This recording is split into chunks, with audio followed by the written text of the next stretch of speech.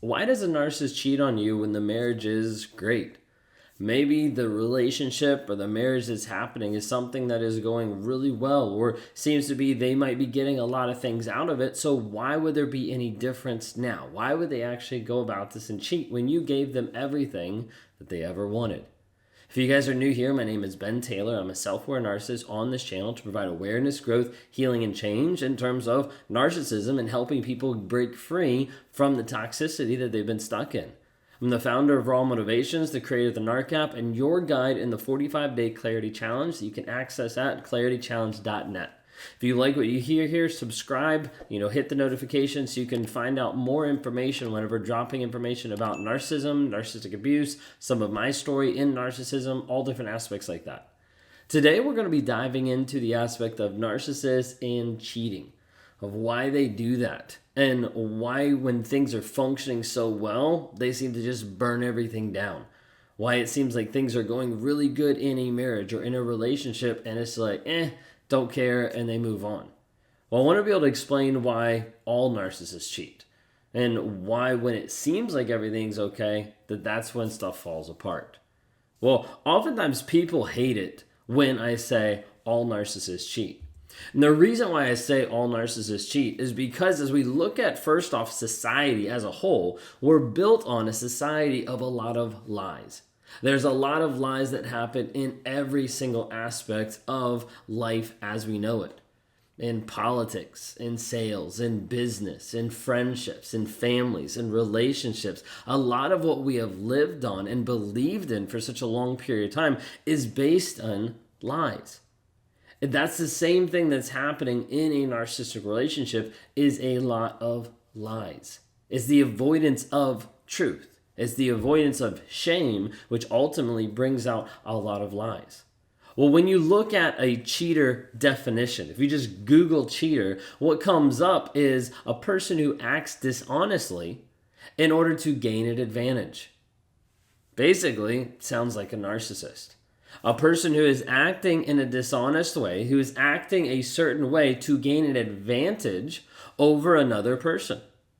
As a narcissist, one of the goals is to have control over you, not just to have control over you, but to control the narrative about who I am, about what I'm doing, and about how I'm hurting other people. So as a narcissist, the mask is more important than the person underneath. Controlling another person to believe the mask is more important than just controlling for control's sake. But oftentimes people get confused with this and they start to think, well, my narcissist, they didn't actually cheat. They didn't do this. Well, they acted in a certain way to gain advantage over you in order to get what they wanted. And that's the crux of some of this. So when I say our narcissists cheat, I mean it. And I stick with that because it goes back to even the diagnosis and even the aspect of what NPD actually is. So whether they're acting as a full-blown narcissist or whether they're acting by the diagnosis or by someone with traits, if someone's acting this way, where they're acting dishonestly in order to gain an advantage, they're a cheater. Well, cheating happens in all types of marriages. And when we talk about this aspect of why did they cheat? Because the marriage was great. It was a really good relationship. The thing you have to wonder is was it actually great? Were there actually other things that were going on in the relationship that made it not be as great as what you thought it might have been? You see, oftentimes a narcissist wants to make you think that it's a great relationship, but it might not be.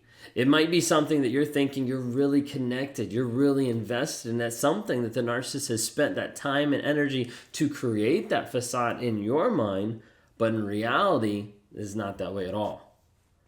Oftentimes when we're talking about a great marriage or something that's there, oftentimes it's not built on honesty.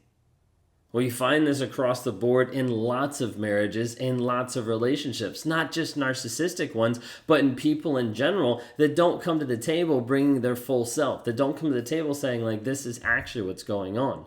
When you're dealing with a narcissist, that's level one. You need to lie. You lie just about everything to avoid that shame and to avoid that accountability and to avoid that responsibility. But sometimes when people are in this spot, they're like confused and questioning themselves, like, wait a second, like if I'm having a great marriage with a narcissist, as far as like I'm giving them stuff. So a lot of times the term would be like I'm giving them good supply, like I'm giving them attention, I'm providing a place for them, I'm paying all the bills, I'm giving them all the sex they want, they have all the money, they have status, they have attention. Why would they actually just go out and cheat when I'm doing all of this for them? If I'm in the ideal situation, this is what people are thinking. Like if I'm in the ideal situation, why would they do this? Well, I want to talk about like 4 different things that sometimes would be a factor into why a narcissist would go ahead and cheat. Again, like I mentioned at the beginning of the video, it's not just narcissists. In this aspect, you could have anybody who might have some of these reasons of being like, I'm going to do this so I can get out of the marriage, so I can get out of the relationship, so I can go do whatever I want. Whatever it might be, we're going to talk about 4 different things. The first one is the aspect of boredom. Sometimes you'll have somebody who gets tired of the norm, who gets tired of the things that are happening on a day-to-day basis. And because they're not willing to be honest about what's going on, they're like, I'm bored. I'm going to go do what I want. I'm bored because I've already accomplished this. A lot of times you'll have this from a narcissistic standpoint where a narcissist is going after a person and trying to chase them, and they get addicted to the chase piece. Addicted to let me woo, let me grab someone, let me get someone to be with, let me have sex with them, whatever it might be. Let me chase them and grab them and get them. But then when they get them, they're like, now I don't know what to do. Because at that point, they haven't invested anything in the other person. They haven't invested anything in developing that relationship. It's all been about the chase. But once they have that person, once that person is in their life, then it's like, I don't know what to do. So oftentimes they'll revert to boredom. Boredom is a great way to be able to destroy a lot of things. Maybe you've had a time where one of your kids have been bored and all of a sudden you realize, hey, they were bored a little bit too long, and you come home or you walk into their playroom and it's absolutely destroyed because they didn't know what to do. They got so bored, they like ripped things apart. You're like, wait a second, what's actually going on? Well, it's because a lot of times when people get bored, it's like, hey, I'm no longer getting the high that I wanted. I'm no longer getting the excitement that I wanted at the level that I wanted. So I need to do something to be able to get that back. When we're talking about narcissists, a lot of times it's like, I don't have that high. And so I need to do something. So in a relationship, okay, now I'm bored of having a relationship with another person. Let me up the ante by having a secret, by having an affair in between. Okay, let me do something to be able to be like, okay, I lost sight of this connection and I'm too lazy to actually find it and actually work on it. So I need to do something else to be able to keep my mind active, to be able to move forward, whatever it might be. Okay, oftentimes boredom is a huge aspect that burns down marriages and relationships. Second one is the aspect of attention. Now, when we talk about narcissists, a lot of times we're saying like, hey, a narcissist wants a lot of attention. A lot of validation, a lot of back and forth, like give me all the attention, that kind of an aspect. And when we're talking through the aspect of attention, so many times a narcissist will be looking for attention, and as a result, they'll be talking to 20, 30, 40 different people. Like I've had countless people talk to me that they access their husband's phone or their wife's phone, and all of a sudden they realize like, whoa, it's not like they're talking to one person or cheating with one person. It's like, no, there's like 50 people. That's a constant back and forth trying to get that validation, trying to get that attention. The problem is that's trying to sedate a lot of things, and if you're not able to work through that, like this, the narcissist can't work through where they're looking for that validation and why. It's like an addiction. It's never going to stop. This is the idea of like that attention piece keeps them from being bored. It keeps their mind like activated, keeps them fired off, keeps giving them that high or that validation piece.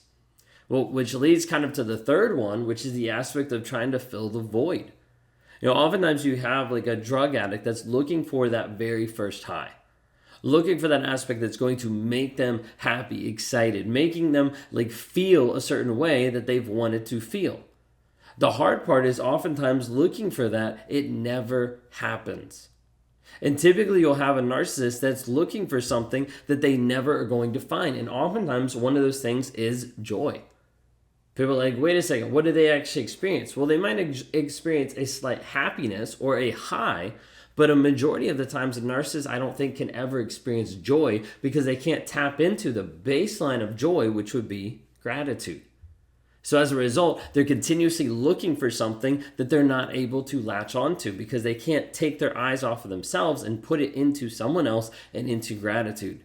So they're always getting temporary highs, temporary happiness, and not able to actually find true meaning and true joy. Fourth thing would be lies. Now, I mentioned this a little bit as we've gone through, but no grounding of truth in the relationship or in the marriage. The majority of relationships out there lie. Now, maybe they lie when they first get together of like putting their best foot forward, but they don't bring their full self to the table. Or they get to the place in the relationship where they're like, nah, I'd rather not tell the truth in this one area. And oftentimes it's small, and it starts small and it gets bigger and bigger and bigger. But the core of it is a lot of times relationships are not built on a solid foundation of truth. So as a result, when people lie, the relationship falls apart and dies. This is what happens in narcissistic relationships because they're coming to the table with no baseline, no grounding of truth. Both parties need to be able to tell the truth if there's any hope of a relationship forming. Last but not least, when we're talking about cheating, cheating is going to happen with a narcissist, okay? Period. So with that, you need to understand, you need to prepare, and you need to plan. When you start acknowledging and seeing, wait, this person might be a narcissist, you might need to start thinking through, what are you willing to do? What are you willing to put up with? And where's your boundaries going to be? If you're dealing with a toxic person like this, I want you to reach out for help. We have a news resource that's just available to you now, claritychallenge.net, and that's the 45-day Clarity Challenge. It's a guided every single day login with accountability, with homework, with assignments to help you break free from that toxicity, not just physically, but mentally, emotionally, to help rewire your thought process so that you get free and so you get healthy and so you develop a brand new you going into this next year.